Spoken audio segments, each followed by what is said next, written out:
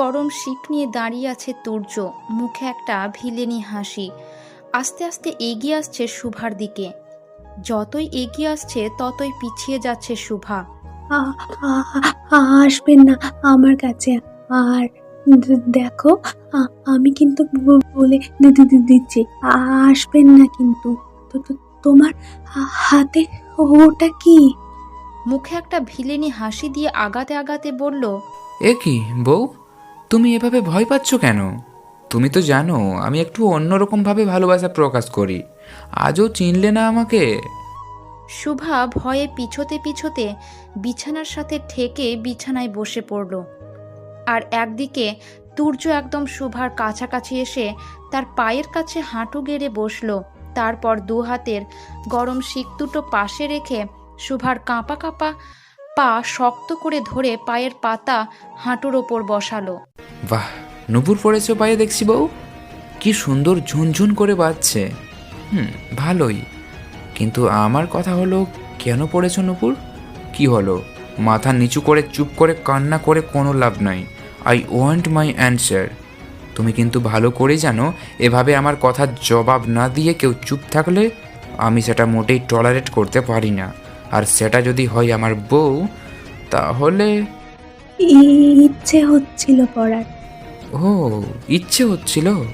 তোমার ইচ্ছে হচ্ছিল নূপুর পরে বাইরে যাওয়ার, আর বাইরের ছেলেগুলোকে তোমার এই সুন্দর পায়ের পাতাটা দেখানোর, রাইট?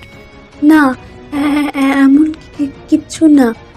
আসলে আসলে কি সোনা, এমন তোতলাচ্ছ কেন? তুমি জানতে না বাবু, যে আমার অনুমতি ছাড়া তুমি কিছু করো আমার সেটা মোটেই ভালো লাগে না। তাহলে আমার কাছে না শুনেই নূপুর পরে বাইরে বেরোলে কেন? কেন? চিৎকার করে বড় বড় চোখে হুঙ্কার ছেড়ে বলল তুর্য। তুর্যের এমন ধমকে পুরো শরীর সমেত কেঁপে উঠল শুভার। আমার ভুল হয়ে গেছে, আর হবে না। আমাকে ক্ষমা করে দাও, আর হবে না। বউ, ভুল করলে তো শাস্তি পেতেই হবে। আমি একদম চাই না আমার জানেমন কোনো রকম ভুল করুক। শাস্তি না দিলে শিখবে কি করে? কিন্তু কি শাস্তি দেওয়া যায় বলো তো? হ্যাঁ, আমি বরং তোমার এই সুন্দর ফর্সা পায়ের পাতাটা কুৎসিত করে দিই, তাহলে আর কেউ এখানে তাকাবেও না। আর পরবর্তীতে না বলে কিছু করতে গেলে তোমার এখানে তাকালেই তুমি আগে থেকেই ভুল শুধরে নিতে পারো। ভালো আইডিয়া, তাই না? না না না, আমি বলছি তো, আর হবে না। এখন এখন থেকে তুমি যা বলবা তাই হবে। এবারের মতো মাফ করে দাও, আমি আর এমন করব না। এই বলেই তুর্যর মুষ্টি থেকে নিজের পা ছাড়ানোর জন্য ব্যস্ত হয়ে পড়ল শুভা। হুম, এটা তো হবে না, শাস্তি তো তোমাকে পেতেই হবে। এই বলেই একটা ভিলেনি হাসি দিয়ে গরম শিক দুটো এক হাতে দিয়ে ধরে অন্য হাত দিয়ে শুভার পা শক্ত করে ধরে শুভার পায়ে ঠেকিয়ে দিল গরম শিকটা। আর শুভা ব্যথায় কুঁকড়ে চোখ মুখ খিঁচে চিৎকার দিল, মা গো, আর পারছি না, বাঁচাও। এই বলেই চিৎকার দিল শুভা ঘুমের মধ্যেই। শুভার এমন চিৎকার শুনে শুভার বাড়ির কাজের লোক শুভাকে হালকা ঝাঁকিয়ে বলল, ম্যাডাম, কি হয়েছে আপনার? আপনি এমন করছেন কেন? ম্যাডাম শুনছেন? তুলসীর ডাক পেয়ে ভয় পেয়ে হুড়মুড় করে উঠে পড়ে শুভা। তুলসী তাড়াতাড়ি করে শুভাকে পানি দেয়, আর শুভা কাঁপতে কাঁপতে ঢকঢক করে পুরো পানিটা খেয়ে ফেলে। ম্যাডাম, কি হয়েছে আপনার? আপনি ঠিক আছেন তো? এভাবে কাঁপছেন কেন? কি হলো ম্যাডাম? দাদাবাবু আর বড় খালাম্মাকে ডাকবো? আপনার কি শরীর খারাপ লাগছে? দাঁড়ান, আমি এক্ষুনি সবাইকে ডাকছি। না না, তুলসী শোন, দাঁড়া, কাউকে ডাকা লাগবে না, আমি ঠিক আছি। কাকে ডাকার কথা হচ্ছে এখানে? হঠাৎ করে রুমে মিসেস রাহেলা প্রবেশ করলেন। দেখুন না বড় খালাম্মা, আপা মনে হয় কোনো খারাপ স্বপ্ন দেখেছে। ঘুমের মধ্যে কি জানি ছেড়ে দাও মা গো এসব বলতেছিল। আর আমি যেই ডাক দিয়ে তুললাম, দেখি পুরো শরীর ভয়ে ঘেমে নিয়ে অস্থির, থরথর করে কাঁপছে। এই কথা শুনেই মিসেস রাহেলার মুখটা শুকনো হয়ে গেল। সে কোনো মতে নিজেকে সামলে তুলসীকে বলল, তুলসী, তুই যা তো, দেখ ওই রুমে দিদিভাই কান্না করছে কখন থেকে। ওকে দুধটা গরম করে খাওয়া, এদিকটা আমি দেখছি। আবার কিসের কিন্তু? আমি বলেছি তো, যা দিদিভাইকে দুধ গরম করে খাওয়া। আচ্ছা বড় খালাম্মা। আর শোন, দিদিভাইকে খাওয়ানো শেষেই টেবিলে সকালের খাবার সার্ভ করে দে। জলদি, তোর ম্যাডামকে আজ যেতে হবে, জলদি। জানিসই তো আজ একটা বিশেষ দিন। আচ্ছা আমি এখন যাচ্ছি।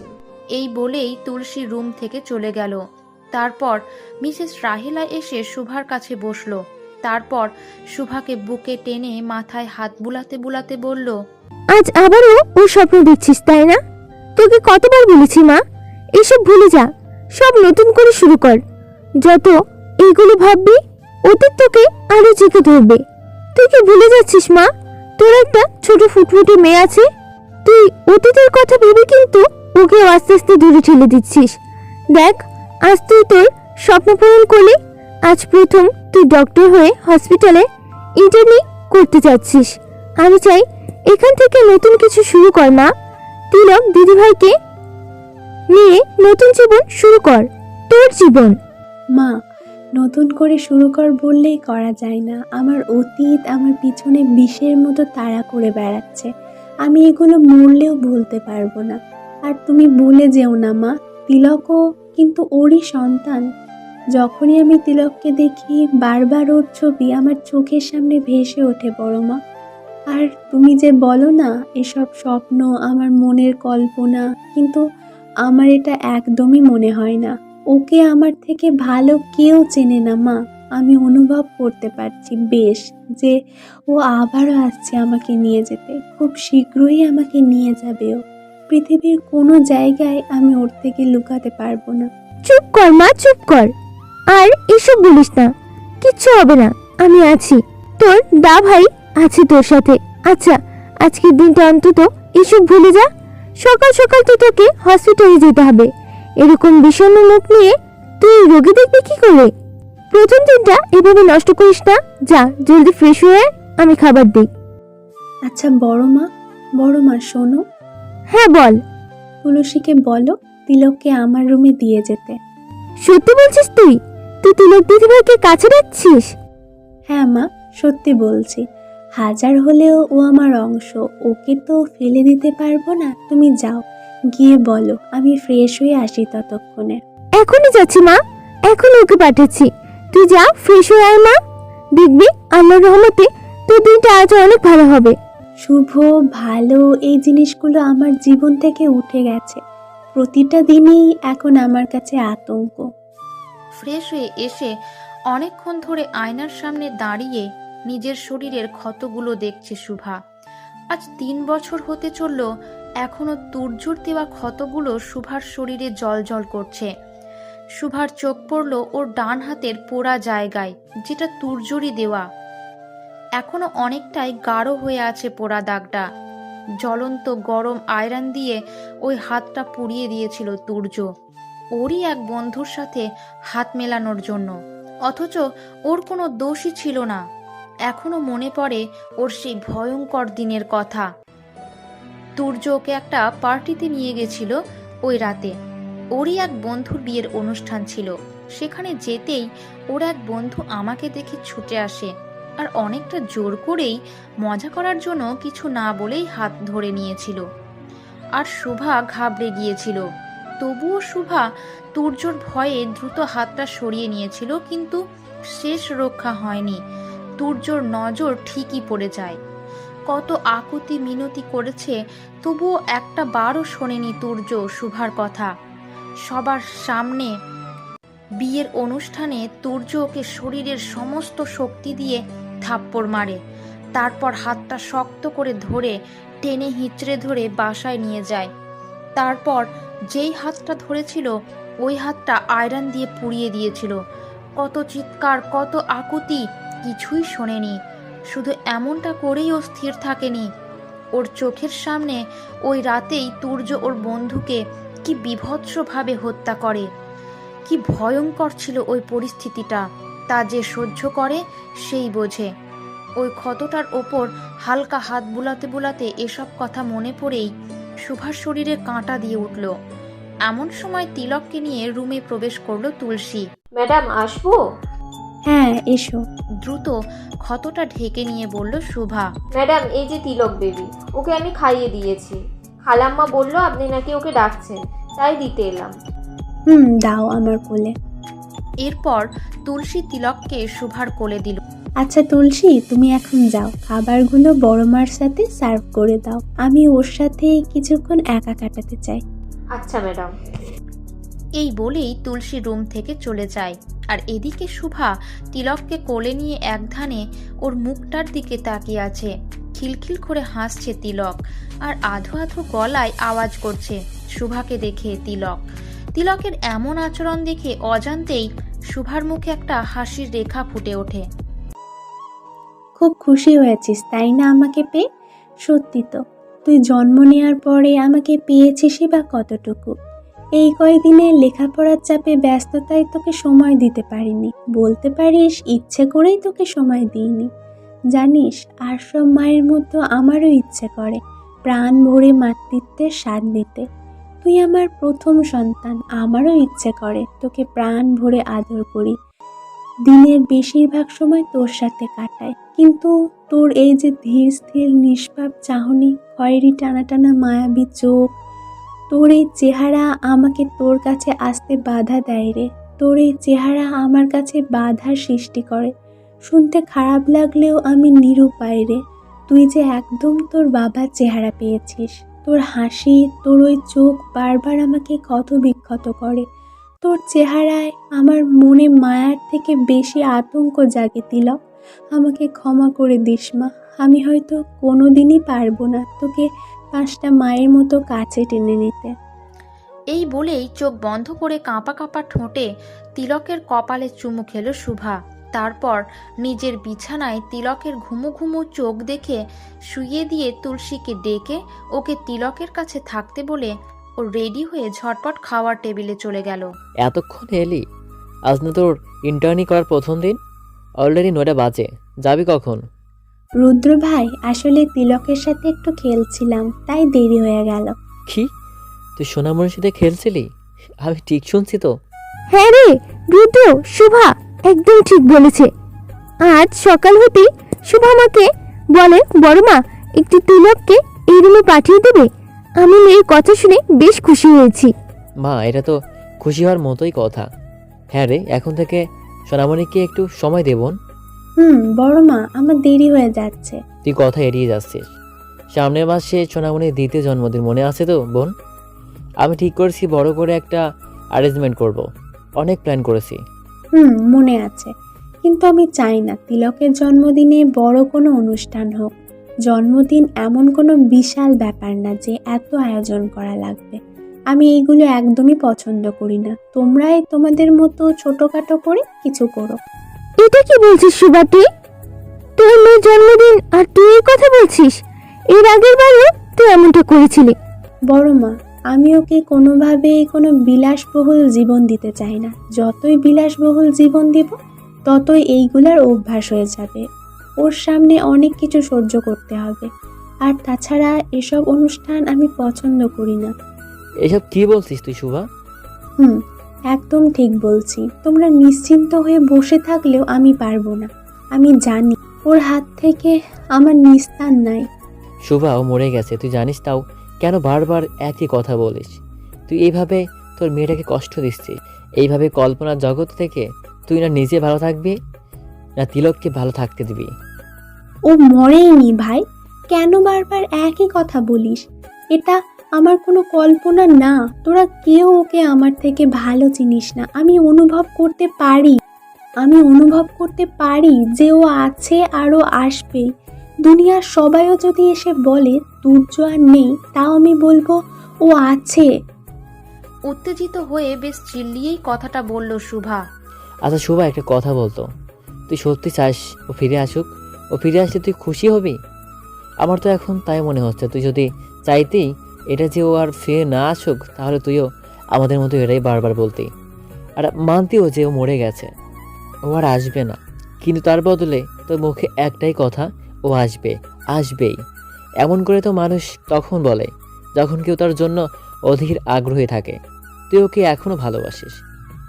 জানি না, আমি কিচ্ছু জানি না। আমি শুধু এতটুকুই জানি ও আমার জন্য একটা আতঙ্ক, যা আমাকে ছেড়ে কখনোই যাবে না, না আমি সেই আতঙ্ক থেকে দূরে যেতে পারবো। বুঝেছিস তুই? শুভ মা আমার, চুপ কর। আচ্ছা আচ্ছা, শান্ত হ শোনা। আজকের দিনটায় আর এসব মনে করিস না শোনা। রুদ্র তোকেও বলি হারি, আজকে ও প্রথম ডক্টর হিসেবে প্র্যাকটিস করতে যাবে হসপিটালে, আর আজকে এসব কথা তুলতে হলো তোর? কেন রে?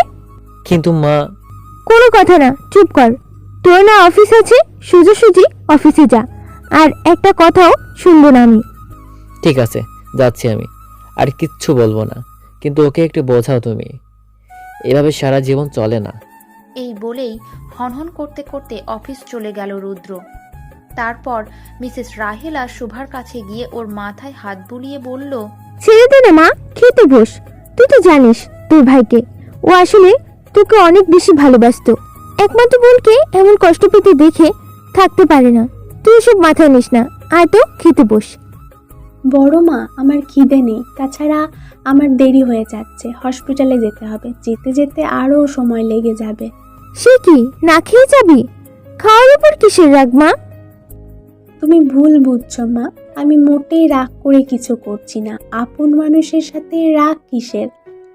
আমার সত্যিই দেরি হয়ে যাচ্ছে, আমি আসি কেমন? এই বলেই আর কিছু না বলে হনহন করে চলে গেল। প্রায় 1 ঘন্টা পর শুভা হসপিটাল পৌঁছালো। সেখানে গিয়ে দেখে ওর বন্ধু বান্ধব আগে থেকেই মেডিকেল কলেজের গেটের সামনে দাঁড়িয়ে অপেক্ষা করছে। সরি রে, অনেকক্ষণ অপেক্ষা করতে হলো আমার জন্য, তাই না? তাও তো প্রায় 1.5 ঘন্টা রোদের মধ্যে দাঁড়িয়ে মুখটা লাল হয়ে গেছে, দেখতে পাচ্ছিস না? কিন্তু এটা বল, তুই তো কখনো দেরি করিস না, কাজের ব্যাপারে খুব সিরিয়াস তুই তাহলে? আসলে একটু দেরি হয়ে গেল, বাদ দে না, চল ভিতরে যাই। প্রফেসর নিশ্চয়ই চলে এসেছে। অনেকক্ষণ হলে এসেছে, জলদি চল, বাকি কথা পরে হবে। চল। তিনজনই বেশ তাড়াহুড়ো করে ল্যাবে ঢুকলো। সেখানে আগে থেকে বাকি ছাত্রছাত্রীরা উপস্থিত ছিল, যারা ফাইনাল ইয়ার কমপ্লিট করে ইন্টার্নি করার জন্য প্রস্তুত। ওরা ল্যাবে ঢোকার সাথে সাথেই একজন প্রফেসর ল্যাবে এলেন আর বললেন, হ্যালো স্টুডেন্ট, আজ তোমাদের জন্য একটা বিশেষ দিন। আজকে থেকে তোমরা ইন্টার্নি করা শুরু করবে। বুঝতে পারছি সবাই বেশ উত্তেজিত। সব ছাত্রছাত্রী হ্যাঁ বোধক উত্তর দিল সমস্বরে। গুড, তবে তোমাদের জন্য আমার কাছে একটা গুড নিউজ আর একটা ব্যাড নিউজ আছে। প্রথমে এই খারাপ খবরটা বলি। তোমাদের বলা হয়েছিল তোমরা আমার আন্ডারে ইন্টার্নি করবে, আমাকে অ্যাসিস্ট করবে। আমিও খুশি হয়েছিলাম তোমাদের মতো ব্রাইট স্টুডেন্ট, বিশেষ করে শোভা, যে পুরো মেডিকেল কলেজের পুরনো স্টুডেন্টের রেকর্ড ব্রেক করে হাইয়েস্ট স্কোর করেছে ফাইনাল এক্সামে। তবে অ্যাসিস্ট্যান্ট হিসেবে গাইড করতে পারবো, কিন্তু অত্যন্ত দুঃখের সাথে বলছি এবার আর তা হলো না। একটা আর্জেন্ট কাজে আমাকে ইমিডিয়েট অ্যাব্রোড যেতে হবে, তাও 1 বছরের জন্য। প্রফেসরের এমন কথা শুনে সবাই বেশ চিন্তায় পড়ে গেল। পুরো ল্যাবে শোরগোল পড়ে গেল।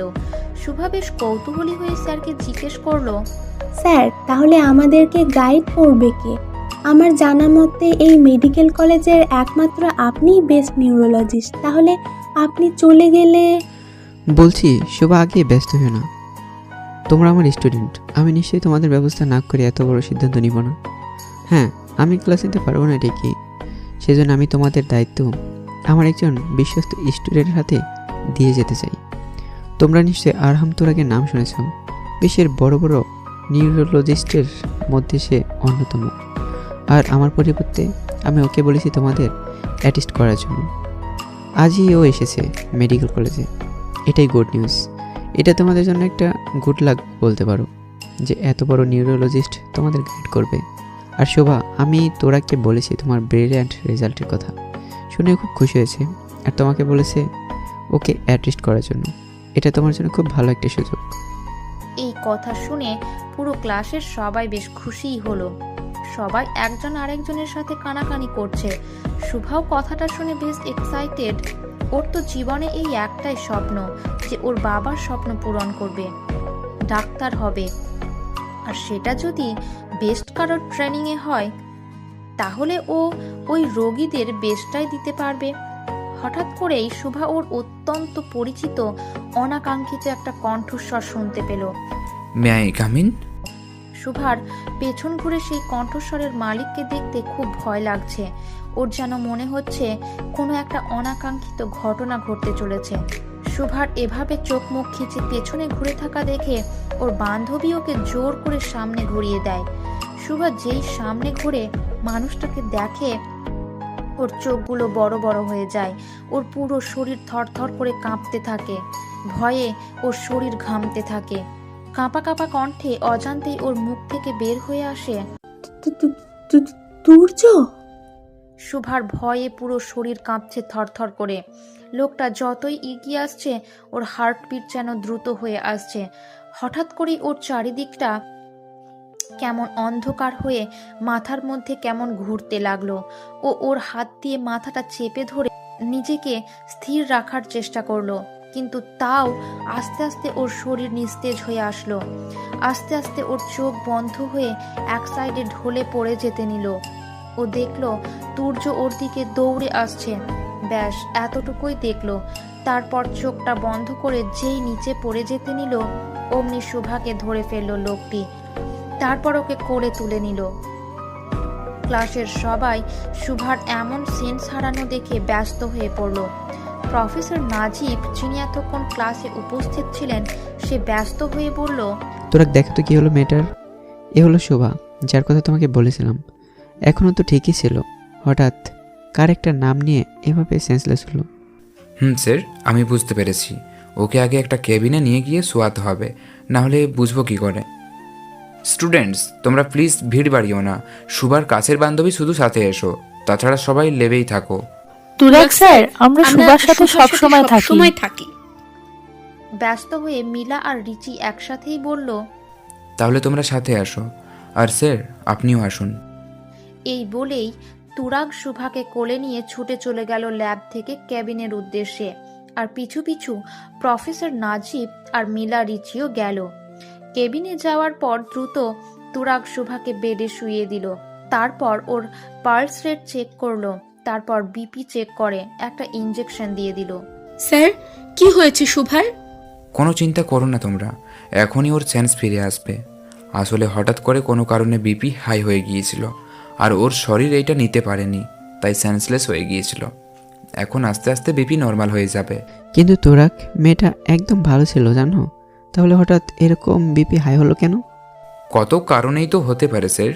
বাসার কোনো টেনশন থাকলে, ঠিকমতো ঘুম না হলে, অথবা এমনও হতে পারে ওর অতীতের খুব ঘনিষ্ঠ কেউ হারিয়ে যাওয়ার পর আবার ওর সামনে এসে হাজির হলে, যাকে ও একদমই এক্সপেক্ট করেনি।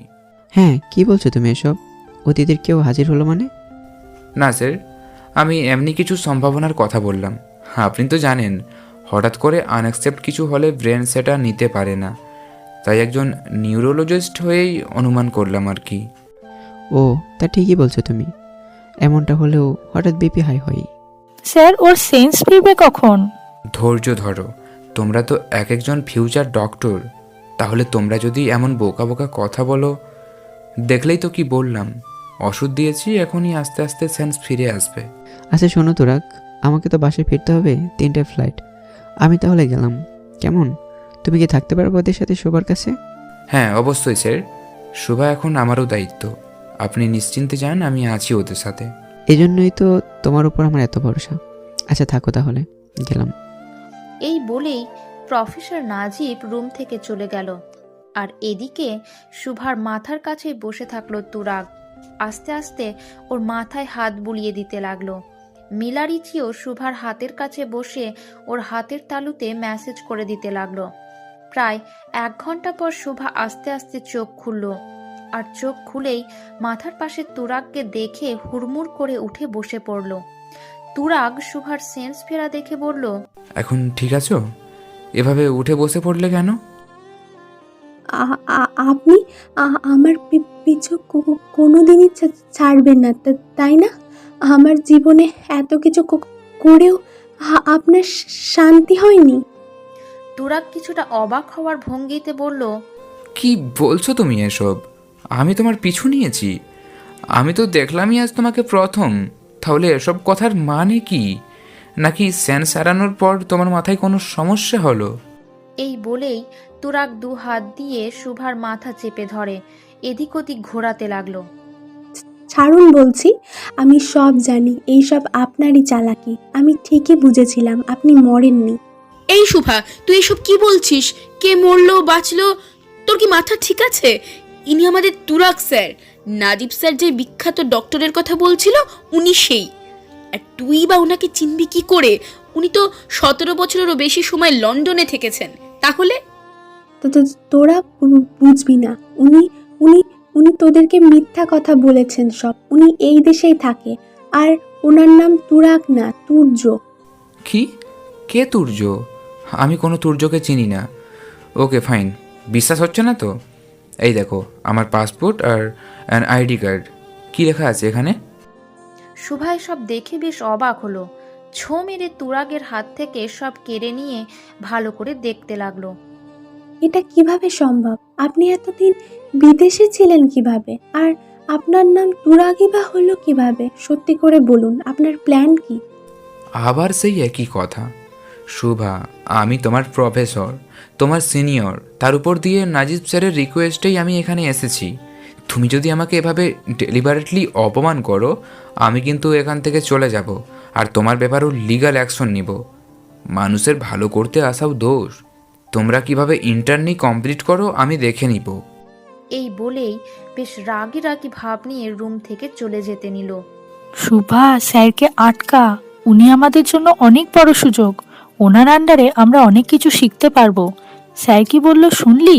লিগাল অ্যাকশন যদি তোর বিরুদ্ধে নেয়, তুই কি সহজে ডক্টর হতে পারবি? একটাবার ভেবে দেখ, এটা তো স্বপ্ন। আর তাছাড়া তুই যাকেই ভেবে থাকিস না কেন, দেখলি তো স্যার বলল সে ওই লোকটা না, প্রমাণও দেখালো। তাও তুই এইভাবে স্যারকে অপমান করে আমাদের আর নিজের দুজনের জন্যই বিপদ ডেকে আনছিস। মিলা আর রিচি দুজনের কথা শুনেই শুভা বেশ ভাবনায় পড়ে গেল। ওর মনে হলো ও কোনো ভুল করছে না তো, কারণ এই লোকটার সাথে তুর্যর চেহারায় অনেকটা মিল আছে।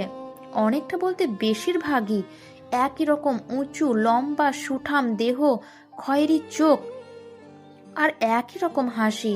কিন্তু এত মিল থাকা সত্ত্বেও পুরোপুরি তো তুর্যর মতো না।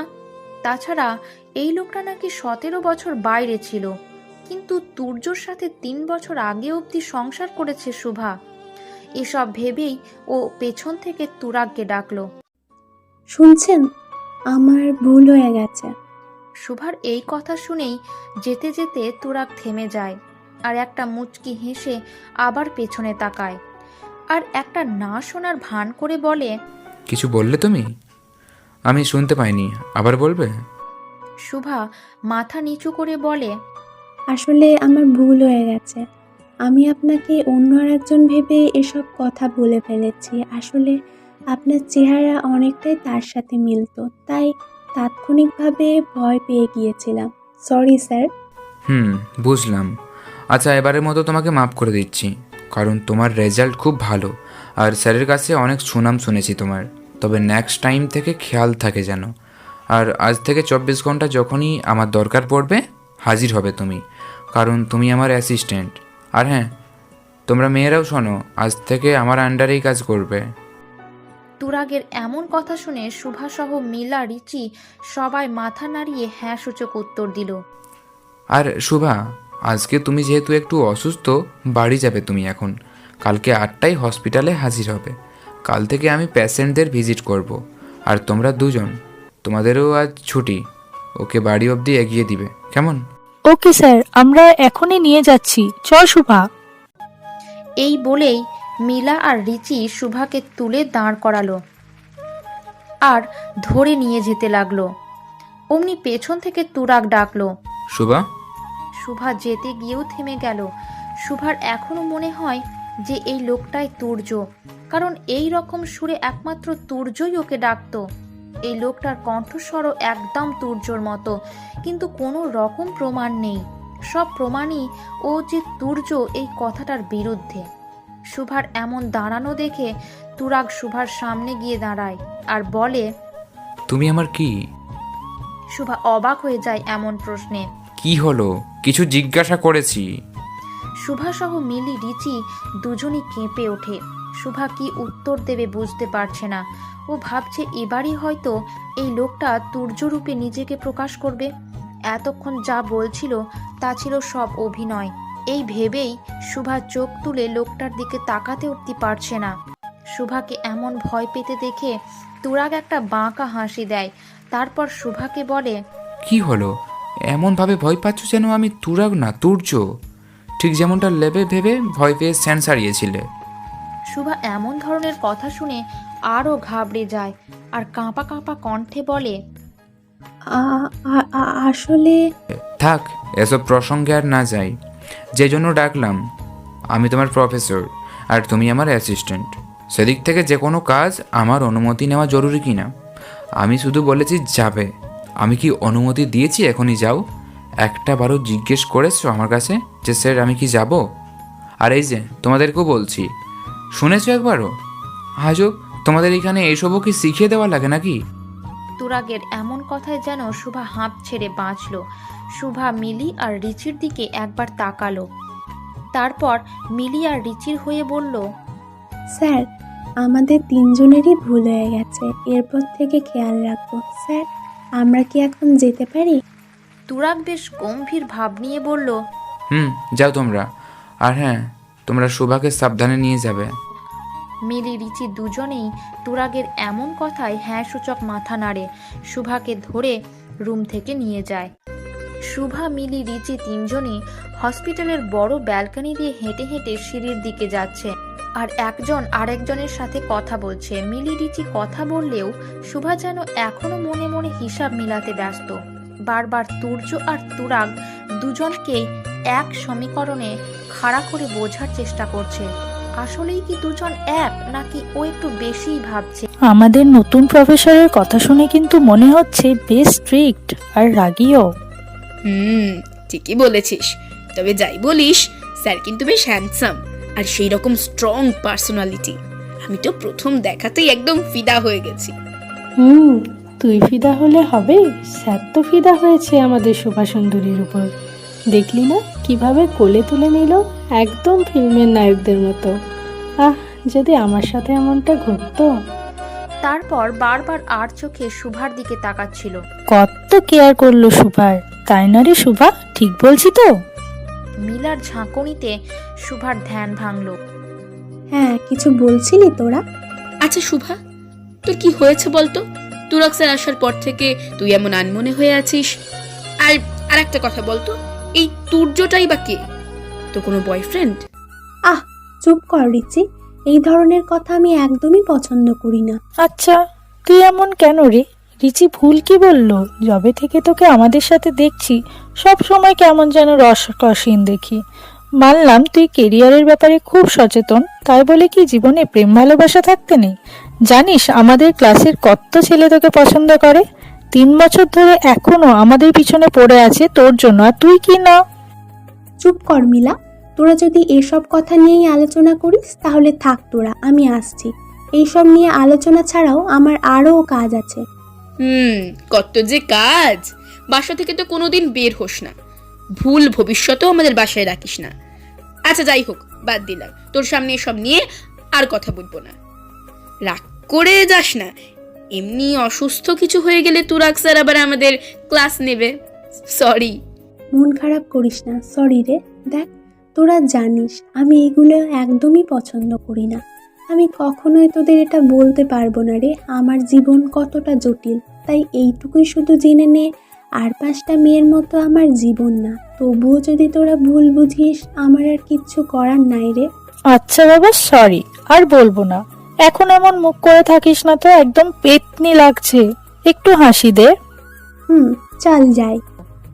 এই বলেই তিনজন মেডিকেল কলেজ থেকে বের হয়ে বেশ কিছু দূর এগিয়ে এলো, কিন্তু আজ যেন কিছুতেই ওর গাড়ি পাচ্ছে না। একদিকে তপ্ত রোদ, আবার কেমন যেন ভ্যাপসা দিন। সবাই বাস স্টপে অপেক্ষা করতে করতে ক্লান্ত হয়ে গেছে। অন্যান্য দিন উবারে সবসময় চলে যায়, আজ সেখানেও গাড়ি পেল না, তাই বাধ্য হয়ে বাস স্টপে এলো। কিন্তু সেখানেও একগাদা ভিড়। এমন সময় বাইকে করে কয়েকটা ছেলে এলো। তারপর শুভা, রিচি আর মিলাকে দেখে হেলমেট খুলে বলল, কি ব্যাপার, তোরা তিনজন এইখানে? তুই আমাদের ব্যাচের রোহান না? বাহ, ঠিকই তো চিনেছিস। তা তোদেরকে তো কখনো বাস স্টপে দেখা যায় না, তো আজ হঠাৎ এখানে? এ কি, আমাদের ব্যাচের সুন্দরী ব্রিলিয়েন্ট স্টুডেন্টটাও আসে দেখছি। গাড়ি পাচ্ছিস না বুঝি? রোহান, এরকম ধরনের ফালতু ইয়ার্কি কিন্তু একদম ভালো লাগে না। যেই কাজে যাচ্ছিলি সেই কাজে যা, সারাক্ষণ খালি মেয়েদের দেখলেই ফ্লার্ট করা। আরে ফ্ল্যাট কোথায় করলাম, আমাদের তো তোদের দেখে মায়া হচ্ছে। আরে দেখছিস মেয়েটার মুখটা কেমন লাল হয়ে গেছে রোদে, এমনি আজ সকালে অসুস্থ হয়ে গিয়েছিল। সোফা শোনো, এসো আমার বাইকের পিছনে এসে বসো, তোমাকে বাসা অব্দি ছেড়ে দিই।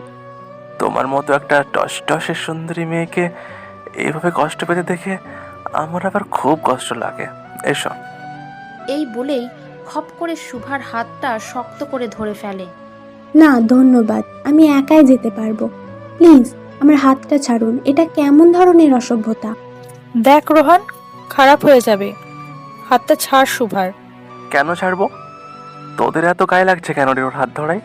হাতটাই তো ধরেছি, আর তো কোথাও ধরিনি। আজকাল এভাবে ছেলেমেয়ের হাত ধরাটা তো কমন ব্যাপার। আর তাছাড়া শোভা, সকালে যখন তুরাগ স্যার তোমাকে কোলে তুলে নিল, তখন তো শুধু হাতটা ধরেনি, আরও অন্য জায়গায় টাচ করেছিল। তাহলে আমি তো শুধুমাত্র হাতটাই ধরলাম, তাতেই তোদের গায়ে ফোসকা পড়ছে। তাহলে তুরাগ স্যারের মতো অন্য জায়গাটা? বাকি কথা পুরো করার আগেই হুট করেই রোহানের গালে এমন জোরে একটা থাপ্পড় এসে পড়ল যে রোহান শুভার হাত থেকে ছিটকে বাইক সহ নিচে পড়ে গেল টাল সামলাতে না পেরে।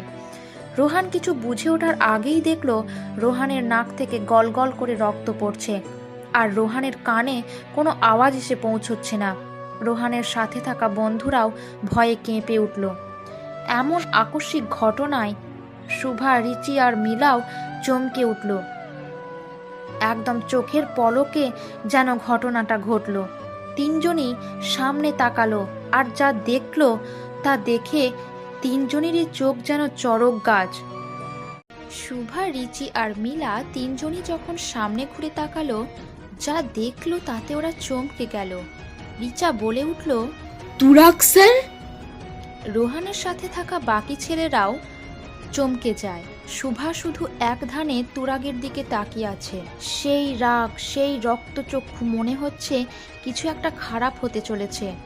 একটা মানুষের সাথে অন্য একটার মানুষের সত্যি কি এতটা মিল হতে পারে? এদিকে তুরাগ কোনো দিকেই না তাকিয়ে সোজা রোহানের কাছে যায় হাত মুঠি করে। তারপর রোহানের কলার চেপে ধরে ওকে নিচ থেকে ওঠায়। তারপর চোখটা বন্ধ করে একটা দীর্ঘ নিঃশ্বাস নিয়ে রোহানের চোখে চোখ রেখে বলল, এত দুর্বল হলে চলে? একটা চোরেই কুপকাত। আসলে তোমার এই গালে একটা মশা বসেছিল, আর তোমাদের প্রফেসর হিসাবে আমার দায়িত্ব তোমাদের সব রকম বিপদ হতে রক্ষা করার, রাইট? যদি ব্যথা পেয়ে থাকো তো সরি, আসলে থাকে এমন, বুঝেছ? তুমি যাদেরকে ভালোবাসো তাদের তুমি সব থেকে বেশি গার্ড করার চেষ্টা করবে, এটাই স্বাভাবিক, যেমনটা আমি করলাম আমার স্টুডেন্টদের জন্য। তাই বলছি শোনো, এই মেয়েটাকেও তো কেউ ভালোবেসে থাকতে পারে।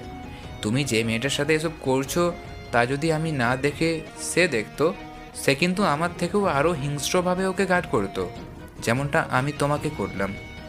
কি হলো, এভাবে সবাই বোকার মতো আমার দিকে তাকিয়ে আছো যে? বুঝতে পারোনি আমার কথা, তাই না?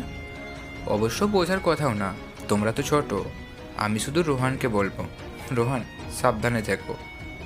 বিপদ কখন কার উপর দিয়ে আসে বলা যায় না। আজকের কথাগুলোর দাম তো তোমাকে অন্য কারো কাছে অন্য কোনোভাবেই দেওয়া লাগতে পারে। আই মিন এই মেয়েটাকে যে গার্ড করে আর কি, তার কাছে। সব সময় তো আর তোমাদের এই প্রফেসর তোমাকে বাঁচাতে পারবে না, বুঝেছ? এই নাও, এই ওষুধটা নাকের এই কাটার জায়গায় আর গালে লাগিয়ে নিও, ব্যথা কমবে। আর সুন্দর মতো বাড়ি যাও, কেমন? আর ওরা কিসে যাবে, কোথায় যাবে, এটা নিয়ে তোমাকে ভাবতে হবে না। আমি আছি তো ওদের প্রফেসর। তোমাকে যেভাবে গার্ড করা আমার দায়িত্ব, ওদেরকেও গার্ড করা আমার একইভাবে দায়িত্ব। তাই আমি বুঝে নিব কি করতে হবে। তুমি এখন বাড়ি যাও, বুঝতে পেরেছ? জি স্যার। আর কোনো কথা না বলে মাথা নিচু করে রোহান ও ওর বন্ধুরা বাইক নিয়ে সেখান থেকে চলে গেল। এদিকে শুভা, রিচি আর মিলা কেউই তুরাগের কথার কোনো অর্থই বুঝল না। তবে তুরাগ যে ঠিক সময় এসে শুভাকে বাঁচিয়েছে এইটা নিয়ে মিলা আর রিচি দুজনেই খুব খুশি, কিন্তু একমাত্র খুশি নয় শুভা। এই লোকটা যতবার শুভার সামনে আসছে ততবার শুভা তুর্যর উপস্থিতি অনুভব করছে। শুভা এতক্ষণ ধরে এক ধ্যানে শুধু তুরাগের দিকে তাকিয়ে শুধু ওর রাগের বহিঃপ্রকাশ লক্ষ্য করছিল। কখন যে রোহানরা চলে গেছে ওর সেদিকেও কোনো খেয়াল নেই। হঠাৎ করেই শুভা কানের কাছে জোরে একটা শব্দ পেল আর ওর চোখের পলক ফেলে হালকা কেঁপে উঠল। তারপর কিছুটা স্বাভাবিক হয়ে সামনে তাকালো। তুরাগ শুভার ধ্যান ভাঙানোর জন্য ওর কারে জোর করে একটা ঘুষি মেরেছে। যখনই শুভা তুরাগের দিকে তাকালো তখনই তুরাগ ওর একদম কাছাকাছি চলে এলো। এতই কাছে চলে এলো যে শুভার নিঃশ্বাস তুরাগের বুকে এসে পড়ছে, আর তুরাগের নিঃশ্বাস শুভার কপালে এসে পড়ে শুভার সামনের চুলগুলো হালকাভাবে নড়ছে। শুভা একটু একটু করে মাথা তুলে দেখলো তুরাগ এক ধ্যানে শুভার দিকে তাকিয়ে আছে, আর শুভাও তুরাগের এমন তাকিয়ে থাকা দেখে কাঁপা কাঁপা চোখে ওর দিকে তাকিয়ে আছে।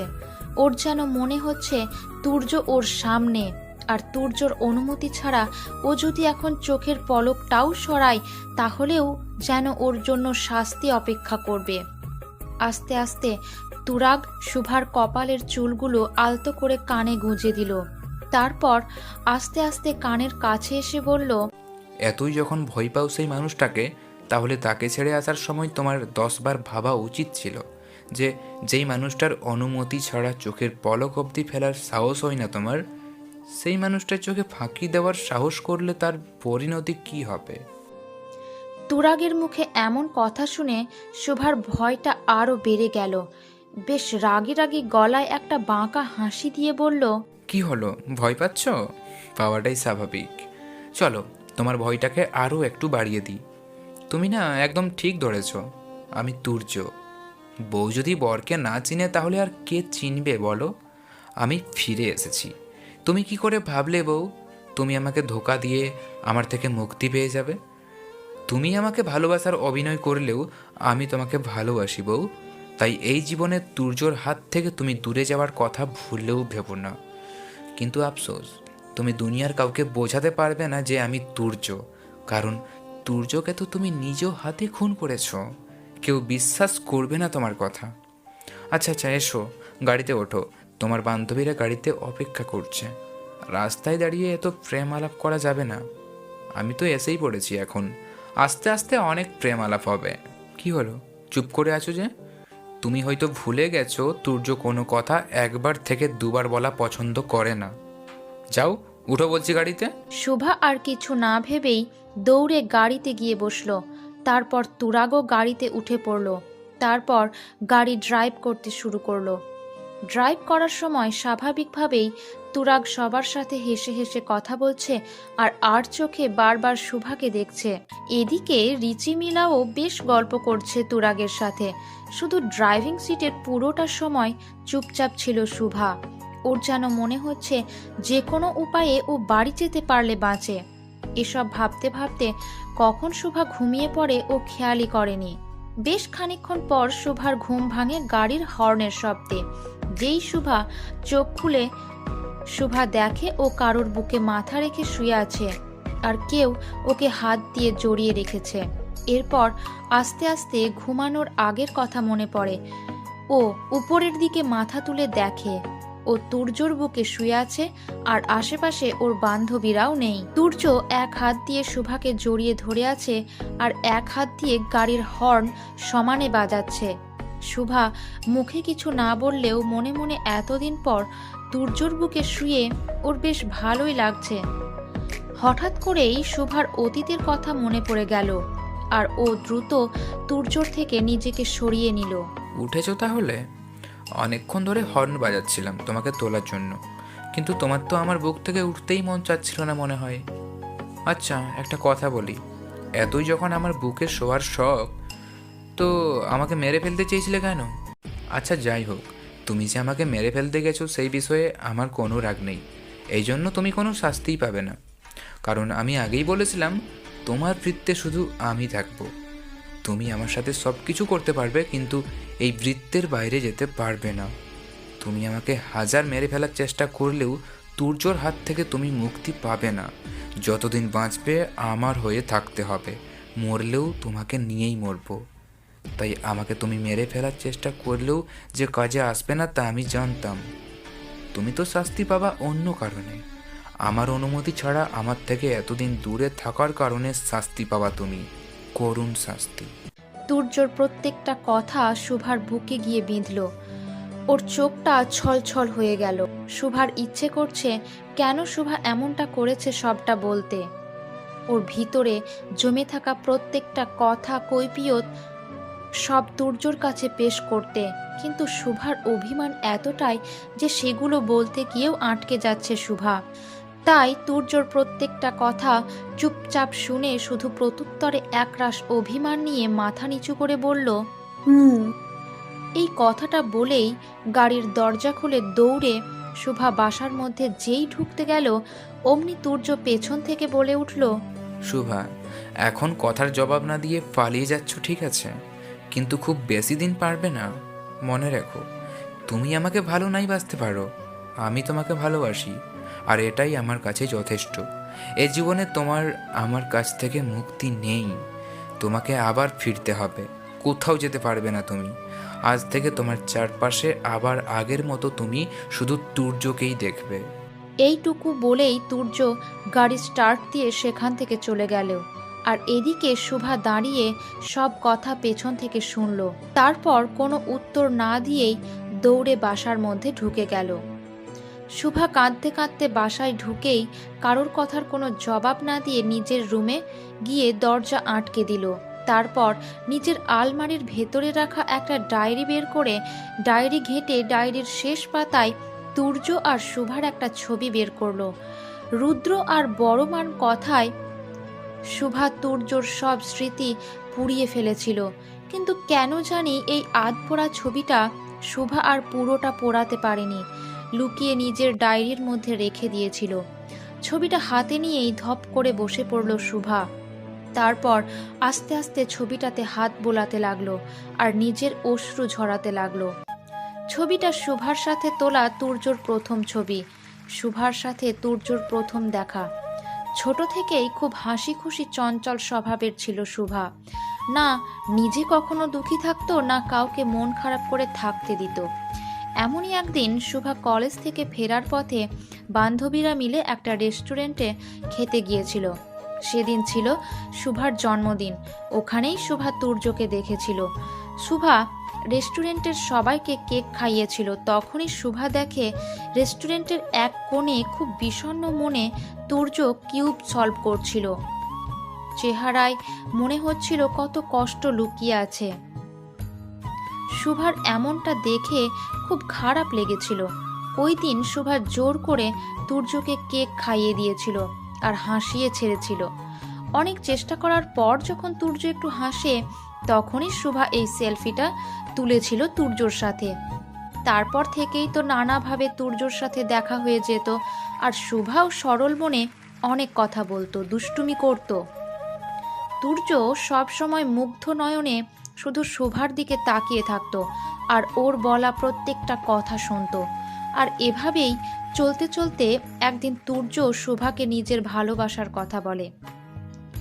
শুভা যখন রাজি হয় না, তখন তুর্য জোর করে শুভাকে তুলে নিয়ে গিয়ে বিয়ে করে। তুর্যর সাথে তোলা শুভার সেই ছবিটায় হাত বুলিয়ে কাঁদতে কাঁদতে বলে উঠল, কেন ফিরে এলেন আমার জীবনে বলুন? কেন? আর কত কষ্ট দিতে চান আমাকে? হ্যাঁ, নিজে হাতে আমি আপনাকে মারার চেষ্টা করেছি, কারণ আমি আমার বাবার খুনির সাথে কিভাবে ঘর করব বলুন? কিভাবে? আপনি আপনি আমাকে কত কষ্ট দিয়েছেন, আমি তো সব মেনে নিয়েছিলাম। আপনি বললেন আমি নাকি আপনার সাথে ভালোবাসার অভিনয় করেছি, কিন্তু এটা তো সত্যি না। হ্যাঁ মানছি, আমি প্রথম যখন আপনি আমাকে জোর করে তুলে নিয়ে গেলেন, জোর করে বিয়ে করলেন, খুব রাগ হয়েছিল আপনার উপর, ঘৃণা করতাম আপনাকে, কিন্তু পরে আপনাকে তো ঠিকই ভালোবেসেছিলাম। আমি জানি আপনি আমাকে যতই কষ্ট দেন না কেন, দিন শেষে আমার ক্ষতে আপনিই ওষুধ লাগিয়ে দিতেন, পাগলের মতো ভালোবাসতেন। তাই একটা সময় আপনার করা এসব পাগলামি মেনে নিয়েছিলাম তো আমি, কিন্তু কিন্তু আপনি কি করলেন এই পৃথিবীতে? আমার আমার একমাত্র আপনজন বলতে তো আমার বাবাই ছিল। মা মরে যাওয়ার পর তিল তিল করে মানুষ করেছে আমার বাবা। আর আপনি কি করলেন? যখন আমি ওই ছবিগুলো পেলাম যেখানে স্পষ্ট দেখা যাচ্ছিল আপনি নিজ হাতে আমার বাবাকে খুন করেছেন, আমার কেমন লেগেছে একটাবারও ভেবেছেন? আমি আমাদের অনাগত সন্তানের কথা আপনাকে জানানোর আগে আমার হাতে আমি আমি আপনার করা নির্মম কর্মকাণ্ডের ছবি পাই। আপনি বলুন না, একটা মেয়ের পক্ষে এটা কি সহ্য করা যায়? কোনোদিনও তো এটা ভুলতে পারবো না আমি। আর আর না আবার ভালোবাসতে পারবো আপনাকে। আপনি যত যাই করুন আমি আর কখনো আপনার হব না, কখনো তিলকের কথা আপনাকে জানতে দেব না। আপনার বন্ধু রাহুলকে যেদিন আমার চোখের সামনে, ওই দিনই বুঝে গেছিলাম মানুষ মারা আপনার কাছে কিছুই না। আপনি একটা সাইকো। না হলে আপনি পারতেন না। শুধুমাত্র আমার বাবা মাকে নিয়ে যেতে চেয়েছিল এই কথার জেরে আমার বাবাকে মারতে। রুদ্র ভাইয়া আমাকে ছবিগুলো না দেখালে আমি তো জানতেই পারতাম না আপনার আসল মুখোশটা। আমি আমার বাবার হত্যার প্রতিশোধ নিতে চেয়েছিলাম, শুনতে পেরেছেন? আর এই জন্যই আমার এই কাজের জন্য আমার কোনো অনুশোচনা নেই, বুঝেছেন? এই কথাগুলো বলেই শুভা অঝরে চিৎকার করে কাঁদতে লাগলো। অনেকক্ষণ ধরে মিসেস রাহিলার দরজা ধাক্কানোর পর শুভা দরজা খুলল। নিজেকে খানিকটা স্বাভাবিক করে তুর্য আর শুভার ছবিটা একইভাবে ডায়েরিতে লুকিয়ে। কি রে মা, কখন থেকে দরজা ধাক্কাচ্ছি? কি হয়েছে তোর বলতো? চোখ মুখ এভাবে ফুলে আছে, নিশ্চয়ই রুমে গিয়ে কান্না করেছিস তাই না? হ্যাঁ রে মা, কলেজে কিছু হয়েছে?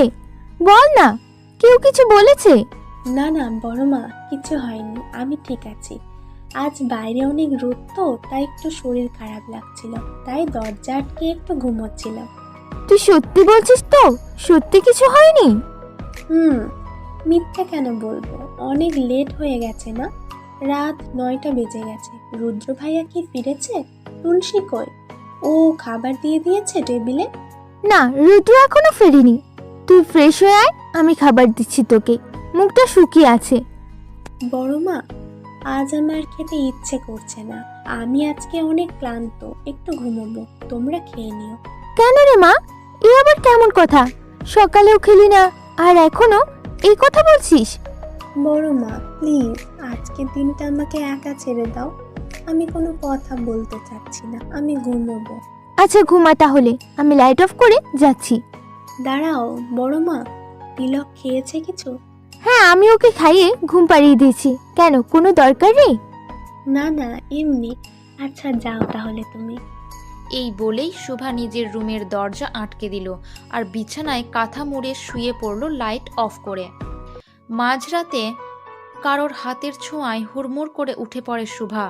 তাকিয়ে দেখে তুর্য ওর দিকে একটা নেশাগ্রস্ত নজরে তাকিয়ে আস্তে আস্তে ওর গালে আঙুল দিয়ে স্লাইড করছে। শুভা হঠাৎ করে এমনটা দেখে কোনো কিছু না ভেবেই যেই চিৎকার দিতে যায় অমনি তুর্য শুভার মুখ চেপে ধরে। এইভাবে কেউ চিৎকার করে বউ? সবাই তো তাহলে তোমাকে পাগল বলবে যে শুভা তার মৃত স্বামীকে দেখে চিৎকার করেছে। কেন এসেছো তুমি এখন? তো তাও আবার এত রাতে? ও মা, নিজের বউয়ের কাছে আসতে আবার দিনক্ষণ বুঝে আসতে হয় নাকি? আমার ইচ্ছে হয়েছে বউকে একটু আদর করি, তাই চলে আসলাম। কত বছর বউকে আদর করি না বলে কথা। এই বলেই শুভার ওপর ঝুঁকে পড়তে গেল, সেই অমনি শুভা হালকা ধাক্কা দিয়ে উঠে বসে পড়ল। তারপর দ্রুত বিছানা থেকে যেই নেমে যেতে গেল অমনি তুর্য শুভার হাতটা শক্ত করে ধরে ধাক্কা দিয়ে বিছানায় শুইয়ে দিল আর শক্ত করে চেপে ধরল। ছাড়ুন আমাকে, আমার ব্যথা লাগছে। আমি আপনার থেকে কোনো আদর চাই না। বাহ, খুব সাহস হয়েছে তো দেখছি এই কয়দিনে তোমার। আমি খামোখা ভুল ভাবছিলাম যে তুমি আমার আগের ভীতু সুভাটাই আছো। কিন্তু সুভারানী, তুর্যের সামনে এসব সাহস দেখিয়ে যে কোনো লাভই হবে না তা 2 বছর আমার সাথে সংসার করে নিশ্চয়ই বুঝে যাওয়া উচিত ছিল তোমার। তুমি কি জানো না তুর্য যেটা চাই সেটাই হয়। শুভার হাত দুটো চেপে ধরে একদম ওর মুখ বরাবর ঝুঁকে কথাগুলো বলল। আপনি কেন বুঝেন না? আমি আপনাকে ভালোবাসি না, থাকতে চাই না আপনার সাথে আমি। বুঝলাম, তুমি আমার সাথে থাকতে চাও না তো, তাতে আমার কি, আমি তো তোমার সাথে থাকতে চাই, তোমাকে রোজ ভালোবাসতে চাই, এটাই যথেষ্ট আমার কাছে। আপনি আপনি একটা সাইকো, বুঝেছেন? নিজের নিউরোলজিস্ট হয়ে নিজের অসুখটা বুঝেন না? কেউ একজন আপনার সাথে থাকতে চায় না আর আপনি জোর করে তাকে ধরে রাখতে চান। আমার জীবনে আমি একমাত্র তোমাকে ভালোবেসেছি, তুমি ছাড়া তো আমার জীবন ফাঁকা, কেউ নেই আমার জীবনে। তাই তোমাকে পাওয়ার জন্য আমাকে যদি সাইকো হতে হয় তাহলে তাই আমি। হ্যাঁ, আমি সাইকো, কিন্তু তোমার নেশাই শুভা। একটা দিন তোমার শরীরের ওই ঘ্রাণ না পেলে, ওই হাসি মুখ, বাচ্চাদের মতো ভয় পাওয়া, তোমার ওই খোলা চুল, তোমার ওই ঠোঁট, টানা টানা মায়া ভরা চোখ, এইগুলো না দেখলে যে আমার শান্তি লাগে না, শান্তি লাগে না, আমার বুকের মধ্যে পুড়ে ছাড়খাড় হয়ে যায়। এই 3 বছর আমি প্রত্যেকটা রাত নিজের বিছানায় তোমাকে পাশে না পেয়ে কত যে তড়পেছি। আমার ঘুম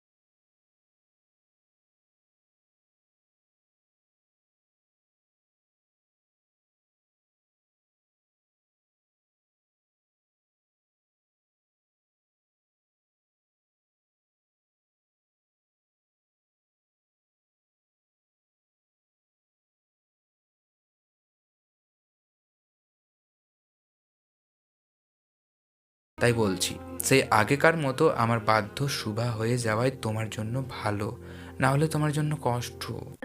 তুর্যর মুখে এমন কথা শোনার পর শুভা একদম চুপ হয়ে গেল, কারণ শুভা জানে তুর্য যা যা বলছে তার প্রত্যেকটা কথা সত্যি। এখন ও হাজার হাত পা ছোঁড়াছুড়ি চিল্লাচিল্লি করেও কোনো লাভ হবে না। আগেও যেমন হয়নি, আজও হবে না। তুর্য খুবই জেদি। আর তাছাড়া শুভা যদি এখন চিল্লাচিল্লি করে আর তিলক যদি কোনোভাবে জেগে যায়, তাহলে তো তুর্য সবটা জেনে যাবে। তুর্য যদি ওর বাবাকে যেমন ওদের মাঝখানে কাটা ভেবে মেরে দিয়েছে, তখন যদি তিলককেও কিছু করে দেয়। তাই আর কিছুই না বলে চুপচাপ তুর্যর প্রতিটা কাজে সম্মতি দিতে থাকে। এই তো চুপ হয়ে গেছে আমার লক্ষ্মী বউটা। আমার বউ না, আমি তো বুঝি, মুখে না বললেও সে আমাকে খুব ভালোবাসে। এই বলেই তুর্য শুভাকে কোলে করে ওয়াশরুমে নিয়ে গিয়ে আস্তে আস্তে গোসল করিয়ে তারপর টাওয়েল শরীরে পেঁচিয়ে কোলে করে রুমে নিয়ে আসে। তারপর শুভার আলমারি থেকে একে একে সব শাড়ি বের করে নিজের পছন্দ মতো একটা শাড়ি বাছাই করে আর শুভাকে পরিয়ে দেয়। তারপর শুভাকে নিজের হাতে একদম পুতুলের মতো সাজিয়ে দেয়। শুভার কোমরে হাত দিয়ে ওকে নিজের সাথে টেনে মিশিয়ে নিয়ে শুভার কপালের সাথে তুর্য নিজের কপাল ঠেকিয়ে বলল, এই তো এখন একদম তুর্যের বউয়ের মতো লাগছে, আমার পুতুল বউ। এদিকে শুভার মুখে কোনো কথা নেই, ও শুধু চুপচাপ মাথা নিচু করে আছে। এরপরই তুর্য শুভাকে কোলে তুলে নেয়, তারপর বিছানায় শুইয়ে দেয়। আস্তে আস্তে শুভাকে আপন করে নিতে থাকে তুর্য। আজ আবারও মিলন হয় শুভা আর তুর্যর। সারাটা রাত নিজের পুরোটা দিয়ে ভালোবাসে তুর্য শুভাকে, আর এদিকে শুভা পাথরের মতো সবটা চুপচাপ সহ্য করে। একটা সময় শুভা তুর্যর বুকের ওপর ঘুমিয়ে পড়ে, আর তুর্যও খুব শান্তিতে তার ভালোবাসার মানুষকে বুকে শক্ত করে জড়িয়ে ধরে ঘুমিয়ে পড়ে। সকালবেলার প্রখর রোদের ঝলকানি চোখে পড়াতে শুভার ঘুম ভাঙতেই শুভা নিজের আশপাশ তাকিয়ে তুর্যকে খোঁজার চেষ্টা করে, কিন্তু ও দেখে পুরো ঘরে কোথাও তুর্য নেই। ও একটা স্বস্তির নিঃশ্বাস ফেলল, তারপর চাদর পুরো শরীরে মুড়িয়ে ওয়াশরুমে চলে গেল। প্রায় 1 ঘন্টা যাবৎ গোসল করে একটা টাওয়াল শরীরে পেঁচিয়ে বের হয়ে এলো শুভা। তারপর তাড়াহুড়ো করে আলমারি থেকে জামা কাপড় বের করে যেই পরতে নিল, অমনি শুভার চোখ পড়ল আয়নার দিকে। ও আরও খুঁটিয়ে দেখার জন্য একদম আয়নার সামনে গিয়ে দাঁড়ালো। ও দেখতে পেল ওর ঠোঁট পুরো লাল হয়ে ফুলে গেছে, তারপর পুরো শরীরে, ঘাড়ে, গলায় ছোপ ছোপ লাল দাগ। শুভার আর বুঝতে বাকি রইল না দাগগুলো কিসের।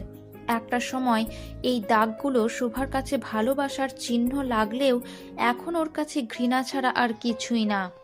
আপনি কি ভেবেছেন আপনি আমাকে এভাবে জোর করে ভালোবেসে আবার আগের মতো আমার মনে জায়গা করে নেবেন? তা হবে না তুর্য। আপনি আমার সাথে যত যাই করুন না কেন, আপনি আমার চোখে আজীবন আমার বাবার খুনি হিসেবেই থাকবেন, বুঝেছেন? এই কথাটা বলেই কোনো রকমভাবে নিজের শরীরের দাগগুলো কাপড় দিয়ে ঢেকে দিল। তারপর আস্তে করে চুলটা বেঁধে ব্যাগ নিয়ে যেই বেরিয়ে যেতে গেল রুম থেকে, তখনই টেবিলের ওপর একটা চিরকুট পেল, আর সেখানে লেখা আছে, ভেবো না তুমি এইটুকুতেই মুক্তি পেয়ে গেলে, এটা তো শুরু তোমাকে নিজের করে নেওয়ার। আজ থেকে আমি তোমার ঘরেও থাকবো, তোমার বাইরের জগতেও থাকবো। ঘরে তো আমি তুর্য, আর তোমার বাইরের জগতে আমি তুরাগ, তোমার প্রফেসর। বাইরেও যতক্ষণ থাকবে আমার সাথেই কাটানো লাগবে। সো জলদি হয়ে রেডি হয়ে নাও, মনে আছে তো স্যার 8টায় তোমাকে হসপিটালে দেখতে চাই। আমার কথার যেন কোনো রকম খেলাপ না হয়। আর হ্যাঁ, টেবিলের পাশে একটা পেইন কিলার আছে, খেয়ে নাও, শরীরটা ভালো লাগবে। তুর্যর লেখা এই চিরকুটটা পড়ে শুভার রাগ উঠে যায়। ও রাগের মাথায় চিরকুটটা মুঠি করে জানলা দিয়ে ফেলে দেয়। কি ভাবেন কি উনি নিজেকে? ওনার হাতের পুতুল সবসময় আমাকে নিজের মতো পরিচালনা করবে? নিজেই এভাবে ব্যথা দিয়ে আবার ওষুধ খেতে বলে, এটা কি ইয়ার্কি হচ্ছে? খাবো না আমি ওষুধ। এই বলে ওষুধটা টেবিল থেকে ছুঁড়ে নিচে ফেলে দিয়ে দ্রুত রুম থেকে বের হয়ে গেলাম। শুভা রুম থেকে বের হয়েই দেখে মিসেস রাহেলা আর রুদ্র দুজনেই খাওয়ার টেবিলে বসে আছে শুভার জন্য। শুভা আসতেই মিসেস রাহেলা বলে ওঠে, কি রে মা, খেতে বস, তোর জন্য অপেক্ষা করছিলাম। বড় মা, আমি কলেজে গিয়ে খেয়ে নিব। এই বলেই চলে যেতে নিল। তখনই রুদ্র শুভাকে থামিয়ে দিয়ে বলল, দাঁড়া শোভা, কি হয়েছে তোর? মা বলল তুই নাকি কালকেও রাতেও কিছু খাসনি কেন? তুই না খেলে আমরা খাই কেমন করে বলতো? তুই তো জানিস শোভা, তুই আমার জীবনে আর মায়ের জীবনে কতটা ইম্পর্টেন্ট। ওই জানে আর তোর জন্য। আহ রুদ্র ভাইয়া, মুখের ভাষা সংযত করো, ভুলে যেও না উনি তিলকের বাবা। আমি বললাম তো আমি কলেজ থেকে খেয়ে নিব, তোমরা খেয়ে নাও, আমি আসছি, আমার কাজ আছে। অনেকটা রাগের সাথেই কথাটা বলে বাসা থেকে বের হয়ে গেল শুভা। রুদ্র শুভার আজকের এমন ব্যবহারে অনেকটা চমকে গেল। কি হয়েছে? সুপার হঠাৎ করে কথায় টোনটা যেমন পরিবর্তন হয়ে গেল, এমনটা তো হওয়ার কথা ছিল না। এখানে আসার পর থেকে তো আমি যা বলেছি আমার সব কথা মেনে চলেছে, কিন্তু আজ যেন তোরজোর পক্ষে কথা বললো। না না, এমনটা তো হতে দেওয়া যাবে না। 3টা বছর ধরে বহু কষ্টে যাকে আমি বাগিয়ে এনেছি, আজকে এত সহজে তো লাগাম ছাড়া যাবে না। যা করার এখনই করতে হবে। এতদিন ভাবতাম তিলককে ভালোবাসলে সুভার আমার প্রতি আস্তে আস্তে ভালো লাগা তৈরি হবে, কিন্তু এই তিলকটার জন্যই যদি ধীরে ধীরে সুভার তুর্যর প্রতি দুর্বলতা না যায়, তাহলে তো না আমি রাজকন্যা রাজত্ব পাবো, না আমার প্রতিশোধ পূর্ণ হবে। দরকার পড়লে এই তিলককেও রাস্তা থেকে সরিয়ে দিতে হবে। যাই করা দ্রুত করতে হবে। মনে মনে এইসব বলল রুদ্র। কি রে বাবু, তুই আবার কি ভাবছিস? না মানে মা, একটা কথা ভাবছিলাম, শুভা তোরজোর এই ভয়ঙ্কর অতীত কখনোই ভুলতে পারবে না যদি না ও অন্য কারোর সাথে সংসার শুরু করে। তাছাড়া তিলকেরও তো একজন বাবার প্রয়োজন। এই কথা যে আমিও ভাবিনি এমনটা না। মেয়েটা দিন দিন তর্পে তর্পে অন্যরকম হয়ে যাচ্ছে। আবার তিলকেরও তো কারোর ভালোবাসার প্রয়োজন। তবে তিলকের কথা সবটা জেনে কেউ কি তিলক সহ শুভাকে আপন করে নিবে? মা, অনেকদিন ধরে তোমাকে একটা কথা ভাবছিলাম, বলবো, কিন্তু চক্ষু লজ্জায় কোনোভাবেই বলে উঠতে পারছিলাম না। হ্যাঁ বল না, তুই আমার একমাত্র ছেলে, মায়ের কাছে আবার লজ্জা কিসের? মা, শুভাকে তো আমার থেকে ভালো কেউ চেনে না, আর ওর মনও বোঝে না। আবার এই 3 বছরে তিলক আমার একদম কাছের হয়ে গেছে, একদম আমার সন্তানের মতো। আমি শুভা আর তিলককে দায়িত্ব নিতে চাই, তাহলে শুভা আমাদের কাছেই থাকলো আর ওর দেখে ভালো করতে পারলাম। তিলককেও আমাকে ছেড়ে যেতে হলো না। কি বলছিস তুই এসব রুদ্র? শুভা তোকে বড় ভাইয়ের চোখে দেখে, আর তুইও তোকে বোন বলিস, তাহলে তুই এমন কথা বলছিস কিভাবে? আর তাছাড়া শুভাই বা এটা মেনে নিবে কেন? কি করে বা মেনে নিবে? তোর কি মাথা ঠিক আছে? হ্যাঁ মা, আমি একদম সজ্ঞানে বলছি মা। দেখো, শুভা আমাকে ভাইয়ের চোখে দেখলো আমি যে ওকে ভালোবেসে ফেলেছি। হ্যাঁ, আমি ওকে বোন বলি, কারণ আমি জানি অন্য কোনো পরিচয় দিলেও আমাকে কিছুতেই ও বাড়িতে থাকতে দিত না। যত কষ্টই হোক একা একা সব সহ্য করতো। তাই ওর খুশির জন্য, তিলকের দেখাশোনার জন্য আমি ওর কাছে এই পরিচয়ে আসি। কিন্তু এখন আমি ওর দায়িত্ব নিতে চাই মা, তিলকের দায়িত্ব নিতে চাই। ওর মনে তোরজোর জন্য যা কিছু আছে মুছে ফেলতে চাই।